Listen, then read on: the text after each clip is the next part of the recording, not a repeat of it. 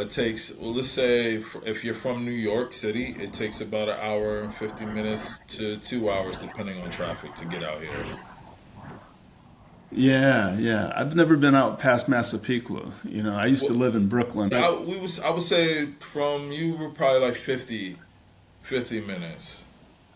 If Okay, you were in yeah. Massapequa, See, it's about 50 minutes. Depending also, like I said, on the time of when you're coming out here. Because it's like yeah, when you're, since it's one strip of road that takes you to takes you out here, and so many people are coming out here for the summertime for like retail destination, kind of just like giving them that exclusivity and private essence that the Hamptons has.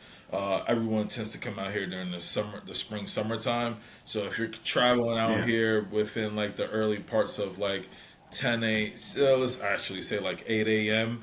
to like, you know 11 maybe, you're gonna get a lot of morning traffic coming from that west side to east Uh, side, and then if it's the weekend, it's super busy. Like that's yeah. like Okay, well, we're out here in the Pacific Northwest in California. I got my Dodgers cap. I got my LA I cap on see it. today. That's what it is.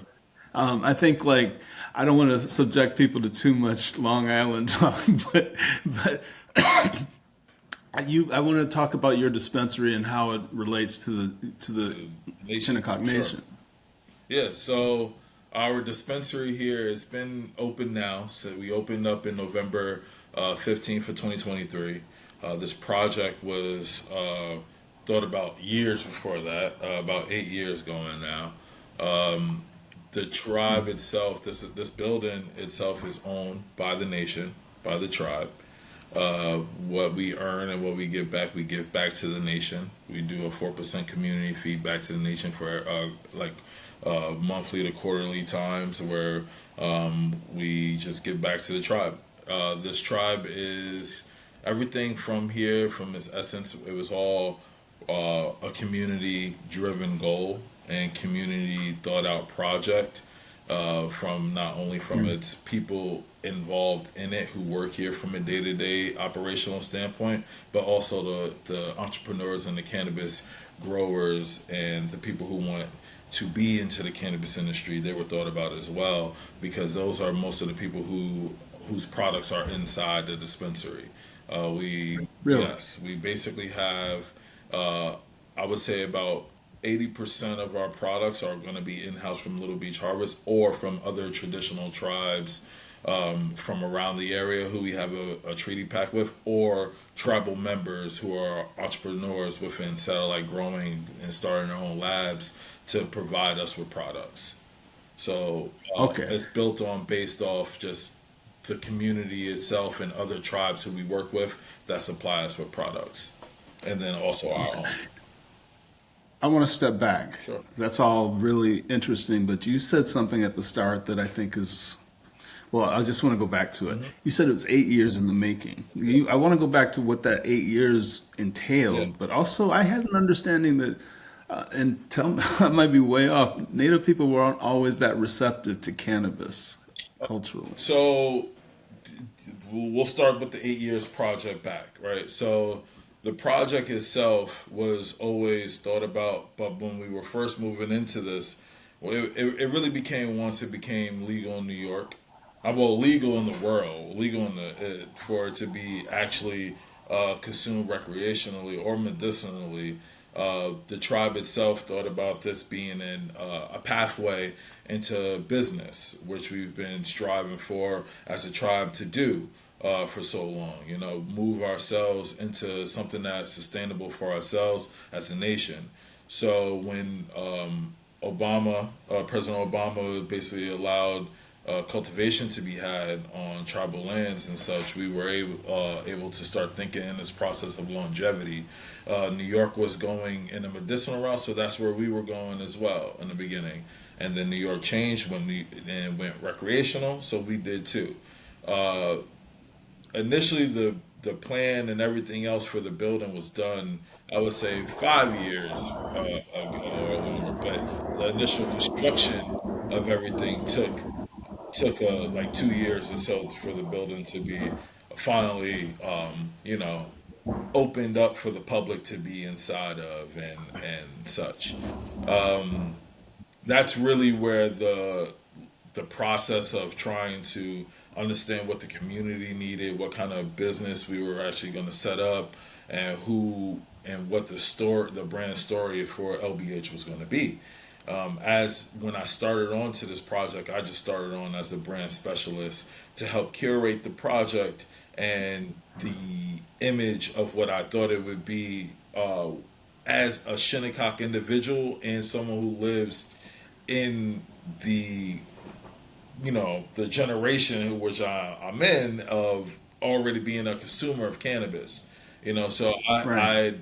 and also living out here on territory and living out in Long Island, I took those things of what kind of brought brought everything together as a member of the tribe and a consumer of cannabis together, and what would be relatable for people to say, oh yeah, I would, that kind of resonates with me, name titles and brand things and brand looks.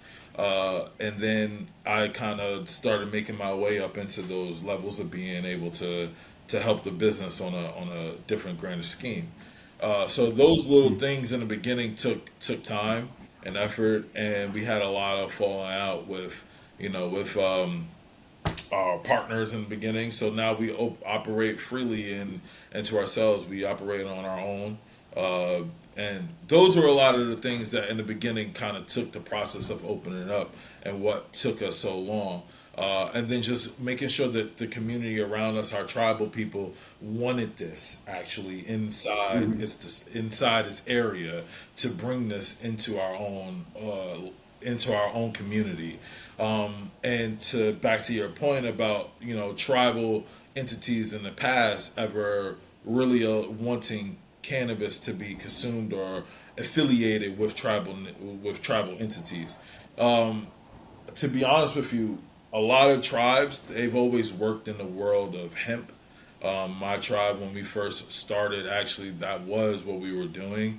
We had a lot of hemp growers already. We had a lot of regular flower growers of THC and such and all that. But hemp was honestly something that was already taking place in a lot of tribal entities, tribal nations. What was we weren't farmers of that such. We were more potato farmers out here, crop vegetables, things of that nature, and we were harvesters of the ocean. So we wasn't that wasn't our wheel well of being into cannabis, but we are people of the land and people of of the world spiritually, and we're connected. So we already sense that connection to plant medicine and to other plant organisms already as growers and as lovers and nurturers and respectful to the mother plant. So it already was in our wheelhouse. We just wasn't working in that realm until it became legal for the tribe to do so. So there was no opposition within from the elders or any shit Well, like the that. elders themselves, I'm gonna be honest with you. Like I told you, the community is a big part of this, and we have had meetings, and we had people stop by and ask, knock on doors and say, "Would you feel comfortable with this in your area?" Like, and a lot of the things were, "What about the smell?" and things like that. And honestly, after breaking it down to them, they were fine. They loved it. They appreciated it. They understood that it was a something, one, that benefits the tribe itself and for our future generations. And two, a lot of these people were already consumers of cannabis back in the day. They just either stopped or, they just grew out of the habit. Some people still stuck to it. So of course Yeah. they're more acceptable. They're like, oh yeah, hell yeah. But we didn't we just had more questioning, but with questioning comes education, and that's what we're very much strong on here at LBH is being educators within the cannabis industry, especially along this eastern end area, because we have such a demographic of elderly or young that need that education to the product or reintroduction